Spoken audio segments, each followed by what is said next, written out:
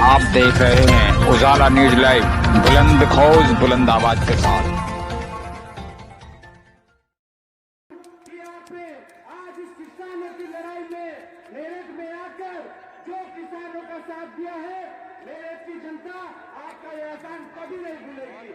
आपने पहले भी चाहे एनआरसी की लड़ाई हो, चाहे किसानों की लड़ाई हो, चाहे नौजवानों की लड़ाई हो, आपने हमेशा देश की जनता का साथ देने का काम किया है। मैं इसके लिए आपका पूरा मेरठ की जिला कांग्रेस कमेटी की ओर से बहुत बहुत धन्यवाद करता हूं। जय हिंद, जय जवान, जय किसान। हापुड़ से और अनेक क्षेत्रों से किसान भाई प्रियंका जी के विचारों को सुनने को आए। आइए हापुड़ के पूर्व विधायक श्री गजराज सिंह जी से बात करते हैं और जानने की कोशिश करें कि इन महापंचायतों का क्या उद्देश्य है। विधायक जी, ये जो प्रियंका गांधी महापंचायत कर रही हैं, इनका मेन उद्देश्य क्या है? देखिए, किसानों के ऊपर जो आपत्ति है, जो देश का अन्नदाता है, जो तमाम लोगों को जो अन्न पैदा करके देता है, अंधेरे में, उजाले में, गर्मी में, बरसात में, वो कितने संकट में रह कर के इस देश को जिंदा रखता है। आज मौजूदा हुकूमत ने उन किसानों को ही बिल्कुल बर्बाद कर दिया है। लाखों लोग दिल्ली के अंदर बैठे हुए हैं। जो इन्होंने 3 काले कानून जो लेकर के आए हैं, वो तीनों कानून जो हैं सरकार को तत्काल वापस लेने चाहिए। अगर इन्होंने वापस नहीं लिया तो इससे तमाम किसान भी, गरीब भी, मजदूर भी तमाम तबाह हो जाएगा।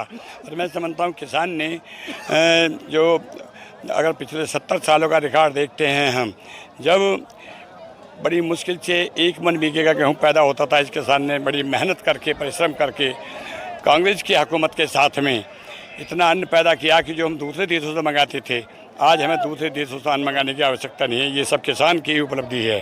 किसानों की बात को सुनना चाहिए और किसानों को जो ये तीनों काले कानून जो बिल जो ये वापस ले लेने चाहिए।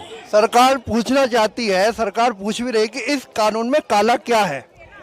देखिएगा, जो आप देखिए ये कानून बन भी नहीं पाया था, उससे पहले ही बहुत बड़े बड़े गोदाम सरकार ने अपने लोगों के बनवा दिए और हिंदुस्तान के अंदर 2 ही लोग उनके हैं। मतलब उससे कई साल पहले से गोदाम बनने शुरू हो गए। इसका मतलब उनकी प्लानिंग थी पूरी तरह से। काला कानून सीधा ये है कि किसान की ज़मीन को एक हड़पने का काम धाम इसके अंदर रहेगा। किसान अपनी फसल को उस दाम पर नहीं बेच पाएगा बिल्कुल भी।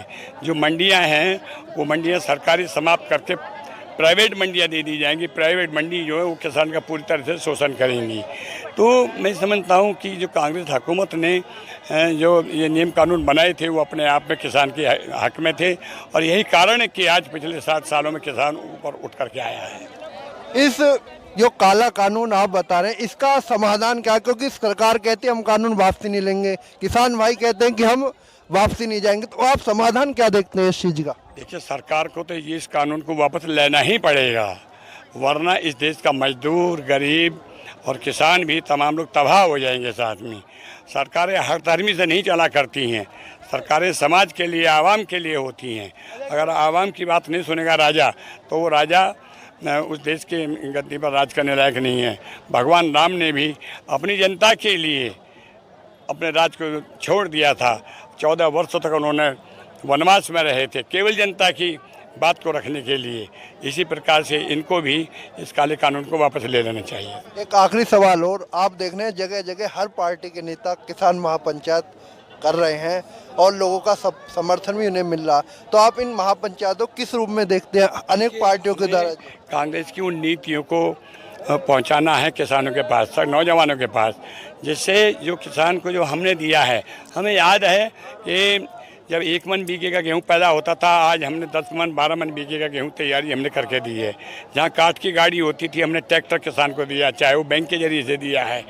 किसान को हमने नलकूप अपने दिए थे साथ में। किसान को अच्छे बीज दिए, अच्छे खाद दिए, अच्छी दवाइयाँ दी हैं। बाकी जो दूसरी पार्टियाँ हैं, वो लोग केवल छलावेपने के काम करती हैं, चाहे भाजपा चाहे कोई सी पार्टी है।